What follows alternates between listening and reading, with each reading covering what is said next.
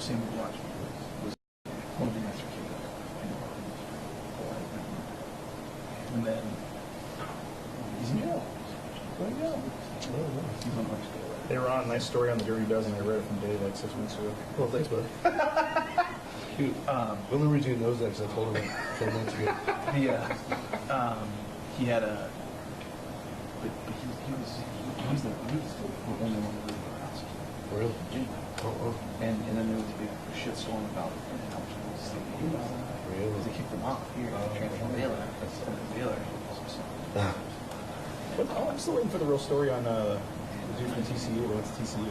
Matt Wilson? I heard there was like a pretty crazy story behind that. And I never heard it. Other than when he got arrested on Halloween? Yeah.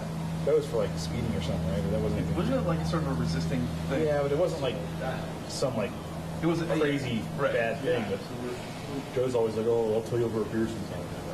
Still waiting. What's the harm? Tell me now. Right? You see, Drinkwitz's. What did it say? It's the exact slogan is up there on their wall. Oh, that's great. Oh, that is fantastic.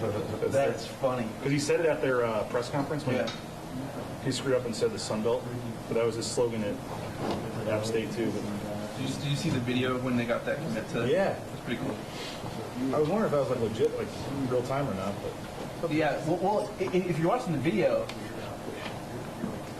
which that he's watching, it seems like he picked up another hat and then put it down and then went with he did. Yeah, it was like he picked up you can Tennessee. hear that on the video. Yeah, he picked up Tennessee and put it down. They started cheering, and then he picked up something else, and then he said Missouri. But Drinkwitz, like when the kid picks up Tennessee, he doesn't go like right. So it's almost like he had already seen it. So he already seen it, yeah. Which is entirely possible. He didn't fall for it. He just kept watching, which is very possible. What's the name of that play that shows up all the time? Joe Root? Player. Yes. He was. We tripped off each other. That was. Oh. That was a messy night. Yeah. Earl Root can throw down some. That was a messy night. Ooh. Some fireball shots. That was a messy night. He Gerke sent me a picture from the Waste Management Open in Phoenix with Root. Sure. He ran into it just like over the weekend, or like the weekend before. He sent me a picture and he's like, "Hey, guess what I saw?" Like, what? That's awesome. That's funny. When does Paul start, or is it March? Okay, so he's off for the. Well, he's still working for like another week, but just kind of doing new stuff, but not the morning show thing. Okay, because they gave him the big send off last Friday or something. It's so funny. There was a story in the Arizona Republic about him. I showed it to Lisa, and Lisa goes, "This is weird. It's like that's Harvard. Like I don't." She said it's very weird they're doing a story on him, but in it he's like, "Oh, I can't say what I'm doing." That's weird. Does Joe know I'm here? Yeah. Joe probably went to your office. He did. Shocked if he did. Huh? That was the smoothest I've ever made. Past him. Yeah. Took me a second to be like, "Who the hell is this guy?" Yeah. At least 2 minutes early. Why you guys are in here? How are you? Just walking around the building. You got recruiting going on. Yes. It's not very fast. It's okay. Down to the weight room, slithered through the hallway. I was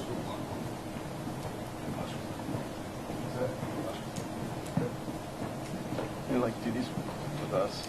Yeah. If you're here, you can put your picture on. Trying to slide. I put an airplane mode to safe, but it takes longer for auto to transfer. Do you put your phone on airplane mode? What happens when you get a call? Or just silence. I don't put it on airplane mode. Does this keep the recording going on there? If you get a call? You don't answer? Sure hope so. I'm not sure. Because the problem is when I put it on airplane mode, it takes like an hour for it to process the transcript. It's way faster. Well, I guess we have Coach that do this.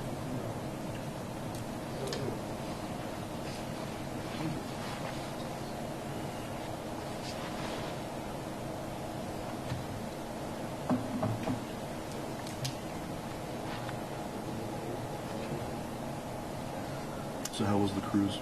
Dude, it was pretty great. It was amazing. Yeah. Like, it's kind of going to places I've never done before. That's pretty cool. And Picked up a hog or something? yeah. It was funny because there was like, Did you actually catch she was, the hog? Or like, yeah, nice. She was like 3 months old and pretty big. They had like some that they said were about a month and a half. And so other people were trying to pick up the little ones. And the guy was like, whoa! And I was like, That's a pretty good size. yeah, she was probably like 60, 70. That is a little ball of muscle. You wouldn't think so. We had like they had them swim, like the little ones. Oh, really? Like, see? All right, y'all. Oh, nice. Got Coach Harsin for signing day recap.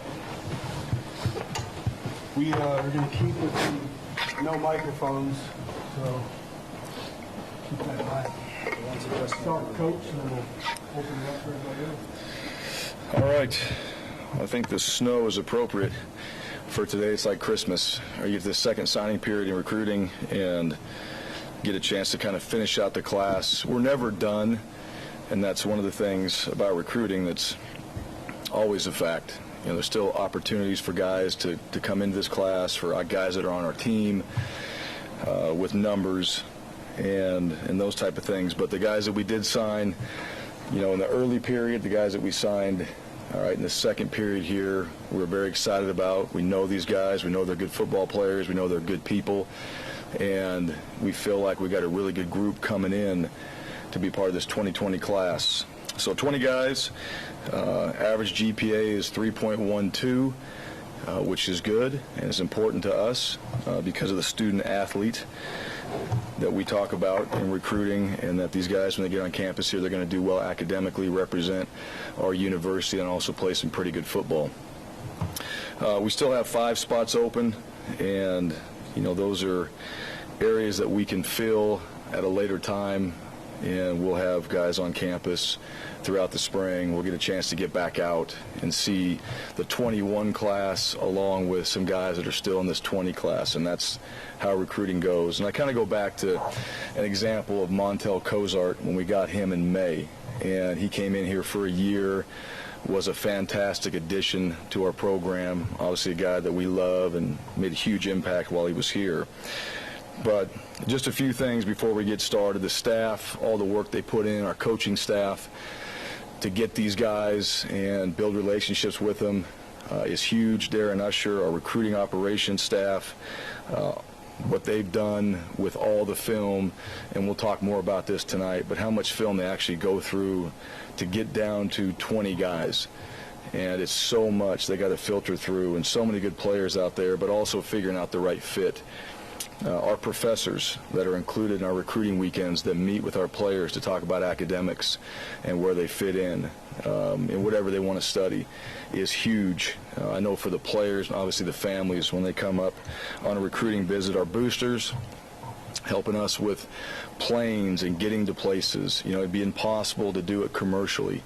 And so we're able to go see. One day I saw 3 guys, and you know, we were in one state, another state, and we wouldn't be able to do that if we couldn't have people that support us in recruiting. And so they're a huge part of changing lives. And then just Boise State in general, everybody on campus that helps out, that leads tours, that the families and the players get to meet that are not just in this building. That's probably one of the things that comes up on Sundays.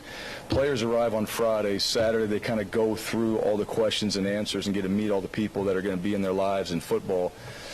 And then the families are out in the community or on campus, and they talk about on Sunday when they meet with me just how awesome the people are here in Boise.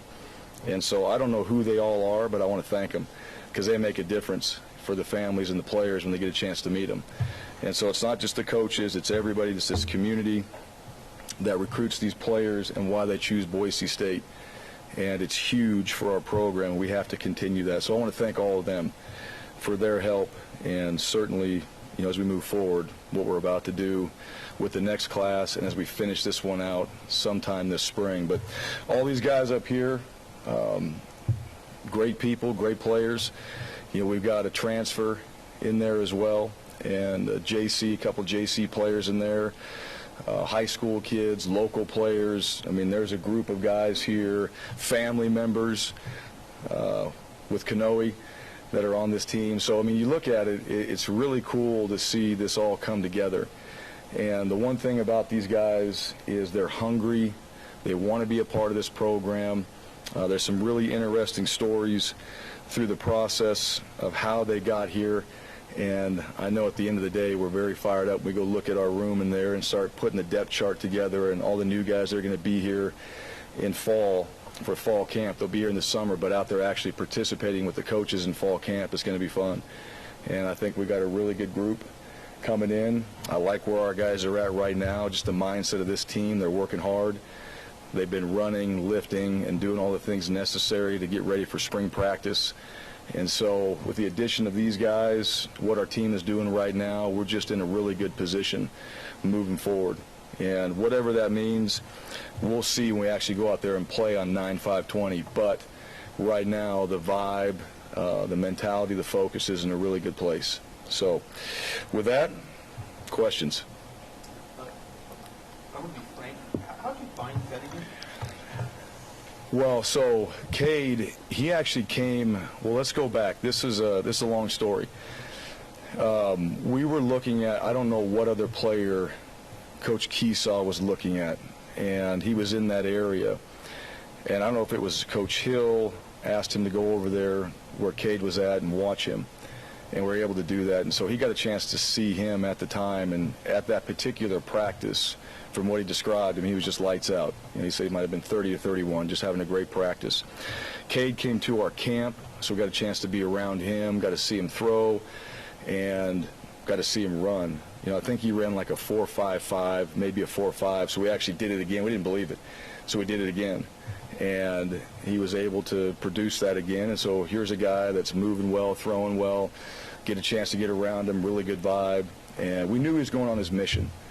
And I think, you know, over time we just kept in contact with him. And when we got to the opportunity to offer him and have him be a part of our program, you know, it all worked out. So we'll get him here. I think he's back in May, so we'll get him here this summer, maybe in June or July when everybody else comes in. But a guy that, you know, we haven't seen in a couple years now, so we're going to assume he's going to be bigger. All right, maybe he hasn't worked out as much right now, but he's going to come back. He's more mature. He'll get stronger. He'll get bigger, like some of our return missionary guys have done. Riley Wimpy did that, and they pick it up pretty quickly. Once they get back in the weight room, they start to pick it up.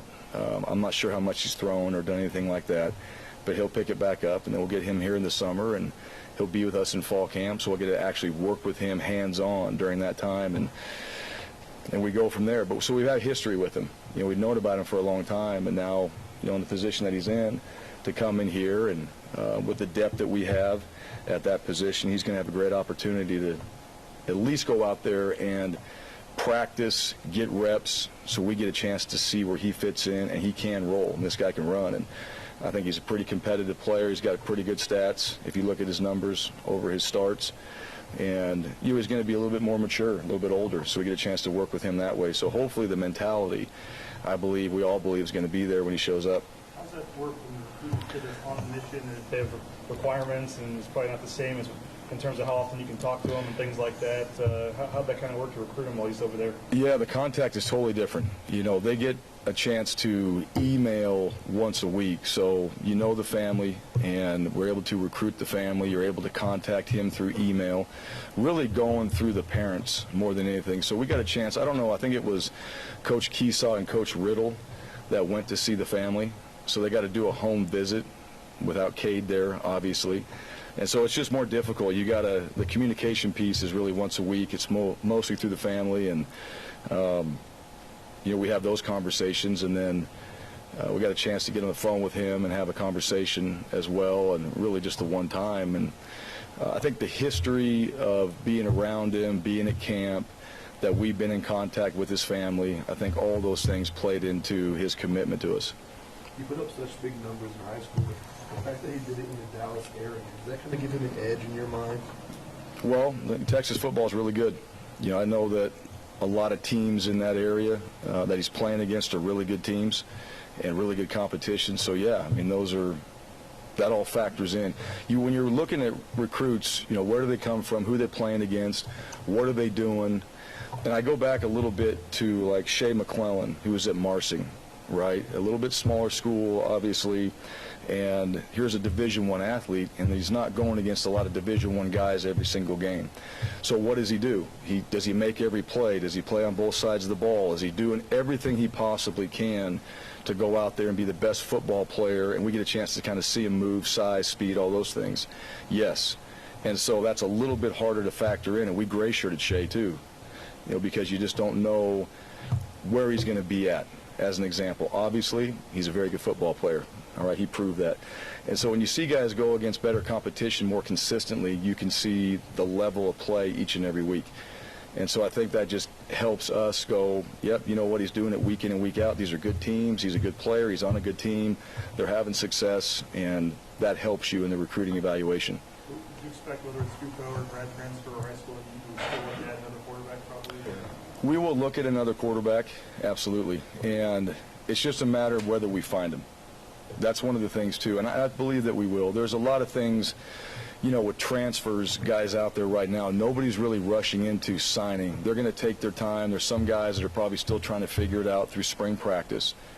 Today's a big day with some of these quarterbacks. They're going to see who their team signed, where do they think they fit in. They might be making a decision that they don't want to be there any longer. And so I think there's going to be more transfers out there than probably opportunities. And for us, it all comes down to still, is this guy fit?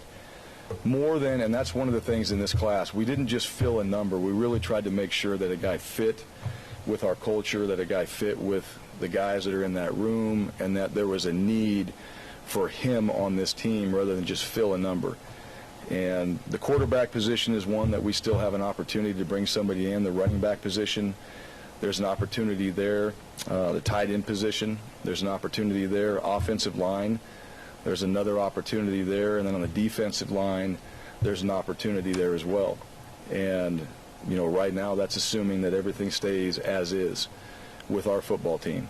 So, you know, we got some guys, we can't talk about the walk-on guys, but there's some really good walk-on players that I think that we have that are going to be really good for us.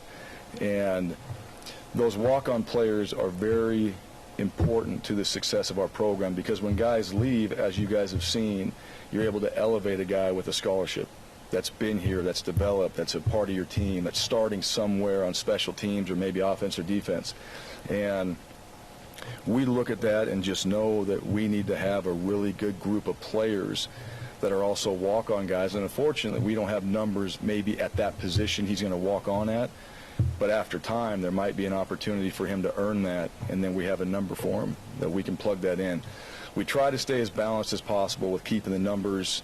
That way we're not getting too out of whack in certain areas. We've done that before, but as you see, you start losing 4 or 5 linemen, it's hard to make that up. You don't want to be in that position every year. You'd like to lose 2 or 3.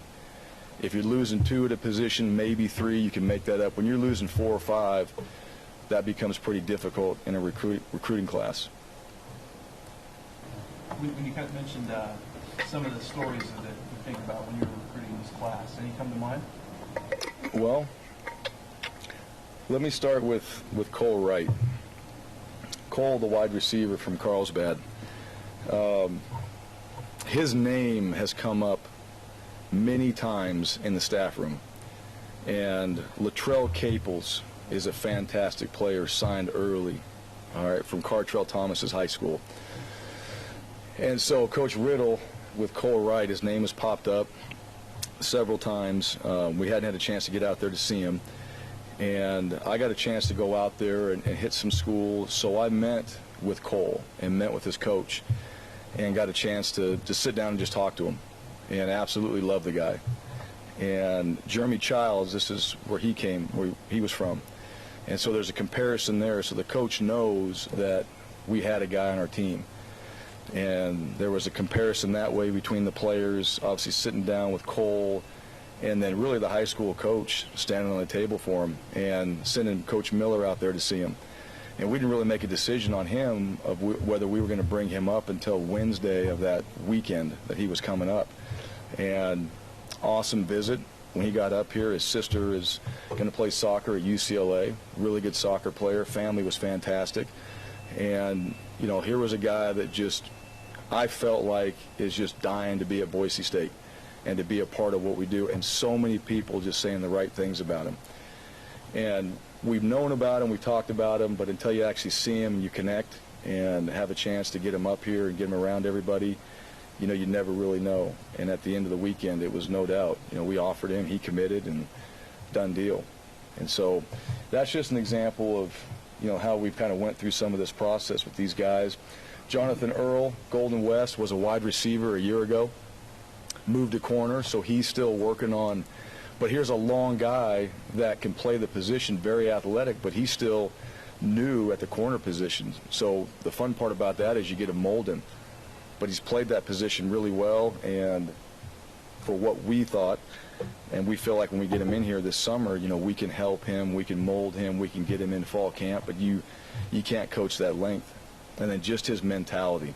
He wants to be here, he wants to play, he wants to be successful. And he was one of the guys, I mean, we're clear out in Charlotte, North Carolina to see him. You know, we made a trip to Texas, we fly out to Raleigh, North Carolina, we go to Charlotte, and we go see Brock Miller, we go see Jonathan Earl the Pearl, if you guys follow him on Twitter. I got a chance to be around his family. And, you know, here's a guy with great length that we feel is athletic, can come in here and play. The other guy, Brock Miller, now you watch him on film, this guy's played Division I football, and he's a very good player. And we actually offered him out of high school. So let's go back full circle. We offer him out of high school. He decides to go to NC State because it's too far away, and then he decides to transfer, and here he is at Boise State. More mature, getting married in June, and his fiancée was up here with him, Anna, and they had a great time. I felt like this was the best fit. And if you watch this guy, there's a lot of similarities, you know, to a linebacker we had here in the past that's pretty long and can move. And I think he saw that blueprint with Leighton and saw how he could fit into the defense. And we think we got a great football player. And then just being around him, I mean, this guy, he gets it. He is humble, hungry, smart, all those things. And, you know, we're just excited about getting better at the linebacker position on defense. Whether it was Earl or Bradford, it's obvious that you guys wanted to get bigger on the back end. Is that just kind of a result of the game nowadays, receivers getting bigger and stronger? Yeah. Or is that an area you pinpointed years ago that you wanted to get bigger in? I think we've always pinpointed that. We started that when I got here in 2014. We wanted to be bigger up front, O-line and D-line. You know, you look at those guys who just graduated last year, they were pretty big. You know, so we purposely went out there to get bigger. I do think at some of those positions, the length, you know, the wide receivers are longer. You look at guys in our league. We play Colorado State. They always got 6'6", 6'7" guy, it seems like, that transfers in there. So to have a guy that's got a little bit more length is important. But still, just the mindset of bringing guys in here that are extremely competitive. But a linebacker, Brock's a taller guy. Jonathan's a taller guy. I mean, you start to look at the guys on this board, there's some length in there. And we feel like getting bigger, obviously more athletic along the way is important, but also these guys that are captains and leaders and guys that when you talk to their high school coaches, which is still the most important people to talk to, what do they do? You know, what do they do for their teams? How do they work? And every one of these guys, you know, has gotten from their coaches, I mean, a stamp of approval. But that length, that size, I mean, I think we're always trying to do that every single year. And then, you know, there's a guy like Rodney Robinson. You know, he's a shorter player. I think he's 5'9". And here was a guy that, you know, this happened. Here's a story. This happened during our bowl prep while we're down there in Vegas. And we went and saw Rodney, and I got a chance to talk to his coach, and I got to see him interact with our coaches. And very much like a former player like Dante Dion. We're always kind of comparing guys a little bit because we know them, but very much like Dante Dion, just with this spirit and vibe about him and just talking to the coaches and being around him, it's just infectious. And we weren't quite sure what we were going to do, and we really liked him. We really liked him, but we're trying to figure out the right spots, you know, to get everybody in. And the night before signing, we're sitting there, and the defensive staff and me, we're kind of battling it out, you know, of what we're going to do. And coaches are standing on the table literally for Rodney Robinson, like, we need this guy. This guy's going to be great for our program. We called Rodney up that night, and he hadn't even been on the trip yet, and he committed to us the next day. and signed and came up on a trip later. So things like that, I mean, that's where the brand is very strong with a lot of these guys. They've been following the program, their family, obviously Boise State fans, and have seen our program, the success that we've had. But it's things like that. We know about these guys, and then some of those decisions where you feel very strongly about a particular player and how they're going to fit into our program, those type of things happen. And when he got up here, I mean, again, it's just no doubt. That guy just getting around our guys and being around our coaches, I mean, I cannot wait to get him here on campus and get a chance to work with him. Austin Bolt. Austin Bolt was a guy, I mean, there's been stories, you know, he came to our camp. We've watched this guy play basketball. When he was at our camp, we're trying to figure out exactly, because it was important to figure for us where he fit. And he's so athletic and does so many things, and we put him at tight end, we put him at wide receiver, we put him at safety, we put him at all these different positions, and he's doing some drills, and some were better than others, and then you get him on the field 11 on 11, and he just made every single play. Every time there needed to be a play made in that camp, he made it. And then you watch him in high school, right? I think they're playing Boise High, and he's got a chance to set a record, and they're winning the game, and he gets one shot to go out there and score. He gets a kickoff return, and he scores a touchdown. I mean, and then he goes to this blue and gray game as the MVP at the game. It's just awesome kid, extremely competitive, and when he's challenged, he comes through. So that, to me, is a guy that we spent a lot of time on, really got to know. I think we have a really good plan for him moving forward. Very much like Jake Rowe. You kind of look at that tight end position of how he fits in, and probably can do some other things because he's played quarterback, he's been in that position, he's run the offense before, and you know, that's where we see him fitting in. And to me, he's, you know, the best player in the state, and those are the guys that you want to get. And we can't wait to get him here because he's going to add a lot to what we do offensively and how we can utilize him, because there's so many ways to utilize that position. And you add in Russell Corrigan, who comes from Minnesota. So a couple years back, you know, we used to have we had some Canadian players on our team a few years ago, Tyrone Crawford, Michael Atkinson, guys like that. So we actually were doing well in Canada in recruiting, and we hadn't done that in a while. So we decided we're going to go find somebody in Canada. So Isaiah Banya, who is going to be a great player for us, we go recruit him. He becomes a part of our program. We're looking for tight ends. Where do they come from? Midwest. So we go to Minnesota, which is not an area for us that we recruit, but we went to find where the guys are at that position. We find Russell Corrigan.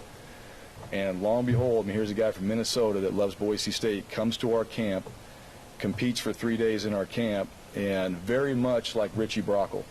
I mean, this is a guy that, you know, I recruited Richie Brockle, and I remember sending Richie the tape of this guy, and I get back a text message, oh, hell yes, all right, from Richie. And, you know, that's something, too, just there's guys that we've had in our program. You find guys that he even wore number 40 that look like that, and you know how to utilize him, and his mindset and his intelligence. And he was, I think, all Minnesota, whatever. I mean, he's got all sorts of accolades out of Minnesota, and here he is coming to Boise State. And so sometimes in recruiting, it's a matter of sitting down and just deciding what you want. And we know what we're looking for before we ever go out, and you find a guy like Russell that's going to come here and be a part of our program.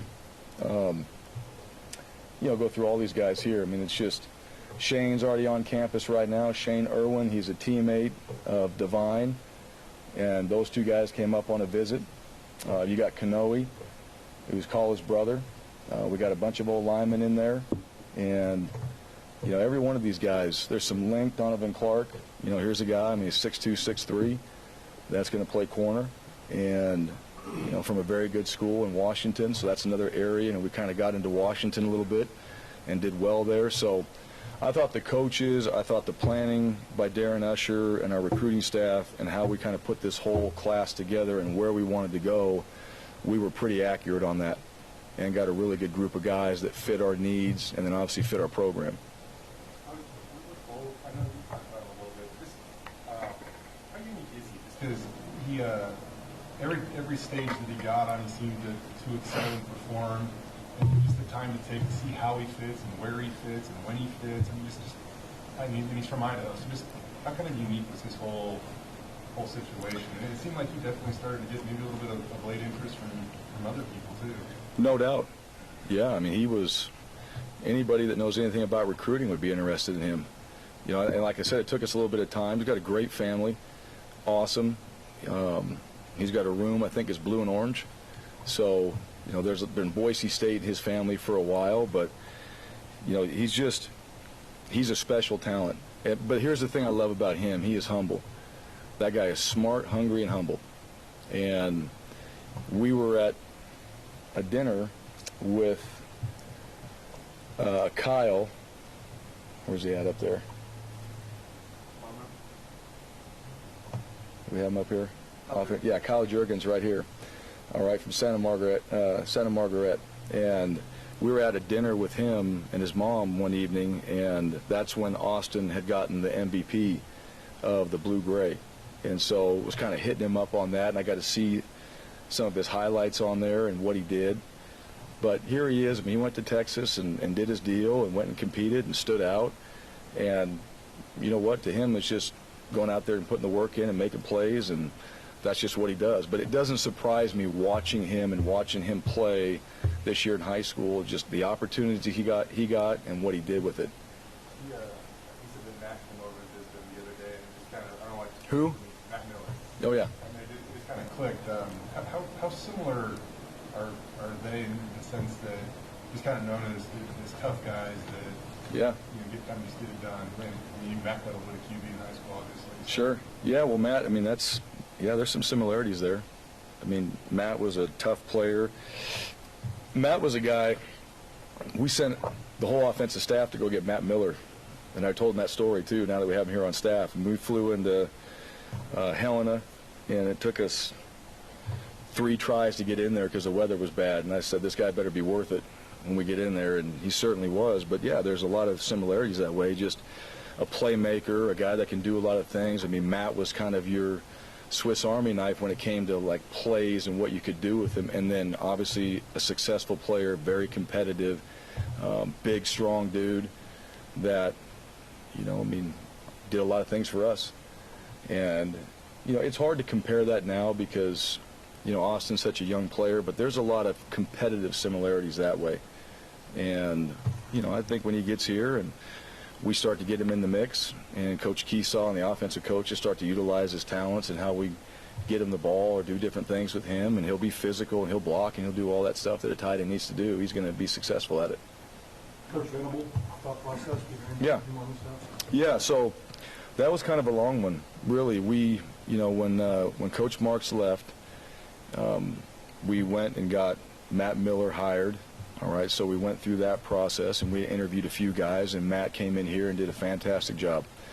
Obviously knows the program, knows our system, but he went through the same process everybody else does. It wasn't just assumed, and he did a great job, and he had to stand in front of the staff here and talk about himself and reintroduce himself because not everybody knew Matt and what he did for us. But when we got him hired, you know, now we kind of turned to that running back position, and Winston, he and I have talked about coaching for a while. And when he came back to be a part of our program, he was doing some player development stuff. He was down in the weight room. He's kind of done everything. I mean, you think about Winston, we're at a bowl game, and who do we send to go do the pep rally? Winston Venable, right? I mean, he's kind of one of those guys like jack of all trades. He can do anything Boise State related. And we started talking about coaching, and so he expressed his interest in coaching, and not just, you know, being a defensive guy, but I played quarterback and I coached tight ends, right? And I didn't know the first thing about tight ends, but I learned it. And he's been coaching and doing a great job down in the weight room. We talked about position coaching, and then he started doing things I asked him to do over the time of recruiting that I was gone, to get this done, to get this done, to learn this, to learn that, and every single step he accomplished along the way. We talked to other running back coaches, we talked to other guys, potential candidates, guys with experience, and so on. There's a lot of interest in being a coach here on this staff. And at the end of the day, every single thing that I asked him to do, he did. And then he got with our coaches, and he started to learn more and more, and you just see there's a reason why he was a good football player for us, how smart he is, how diligent he is, the type of worker he is. And then at the end of all these steps, it was like, this is the guy, no doubt about it. And he's been in there with the coaches, and, you know, a couple days into it, all those coaches in that offensive staff room were nodding their head like, yes, we're excited about Winston. And Winston brings a mentality to this football program like how he played. That's the one thing that really stands out to me. And he does it in the weight room. He does it around this facility at all times. And he's got a really good group to work with. So getting in that room and coaching those guys up and talking about the game and bringing that mindset to that room is going to be beneficial to us. But, you know, again, we talk about hard work doesn't go unnoticed.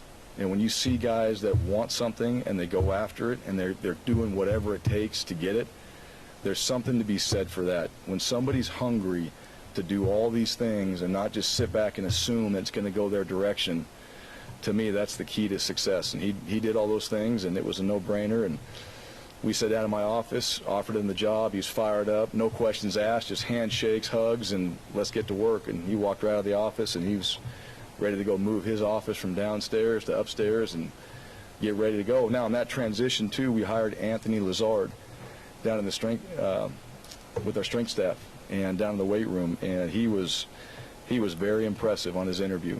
I didn't know Anthony before he came up on the interview. When you sit down with somebody and you ask him questions and you have that one-on-one conversation, no doubt, no-brainer. And watching him with our guys has been phenomenal. And so, you know, Coach Pittman knew of him. We didn't really have a great connection. We knew some coaches that he'd worked with at App State, so we're able to hear a little bit about him. And then he got in here. I mean, this guy's a Bronco all the way. And he's jumped right in and been doing a great job with our players so far. Well, last year we talked about just you guys were very selective in who you offer. I don't know if I missed it, but were you guys same again this year? I think last year you said something like offered like 50 or 60. I can't remember the exact number. It's right around there again. And, you know, that's getting a little more difficult to do that. You know, there's so much going on in recruiting now. You know, I mean, you think about our league right now, I think there's 6 new head coaches, right, in the Mountain West. And they're obviously trying to make their mark. They're trying to, you know, go recruit guys. And we'll go back and reevaluate how we do it. But we didn't offer a whole lot of guys. We offered these guys right here. We offer the ones that we think fit. We offer guys that aren't here. You know, we lost out on some guys too. We battled for some guys and lost out on some guys. You know, at the end of, you know, recruiting, I mean, you see guys coming in on our guys.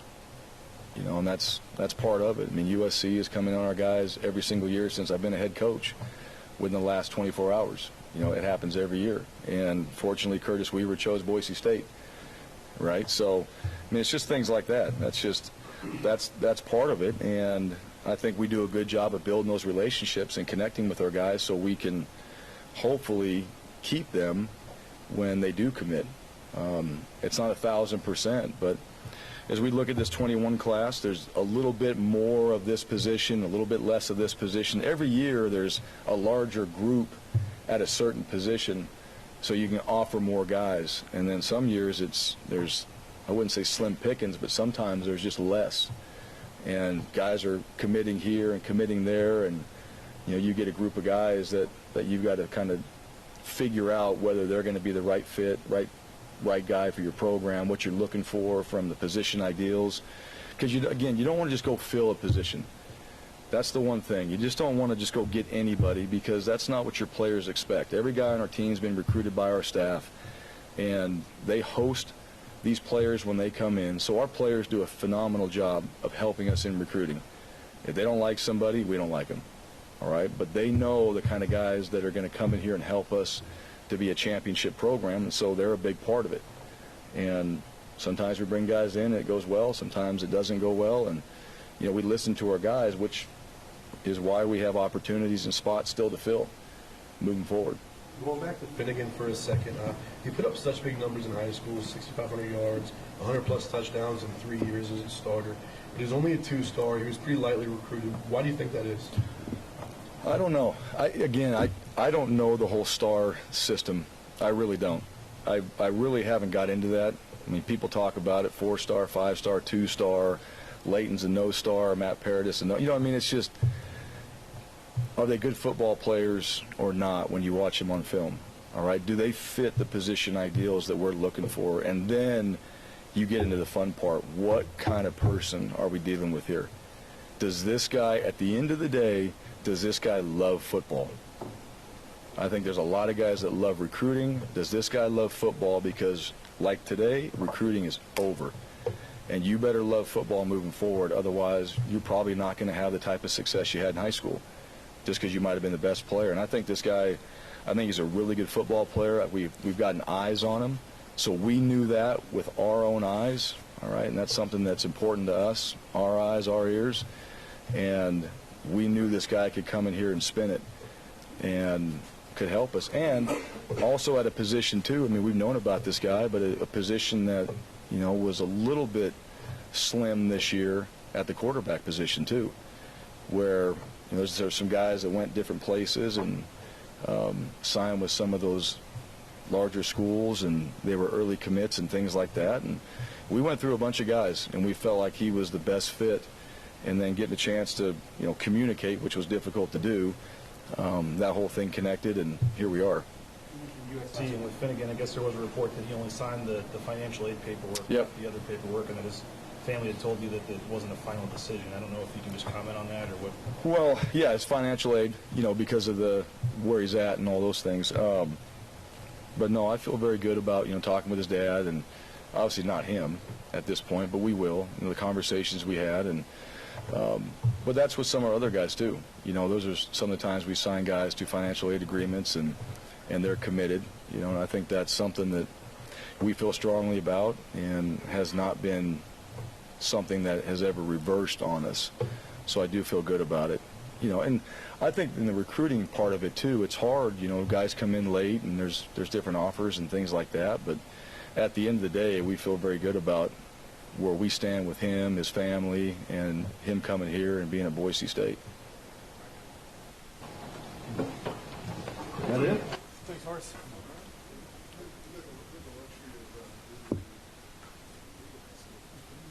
I did. What was it? It was awesome. Was it? It was awesome. Yeah. It's been a few years since I've been. Yeah.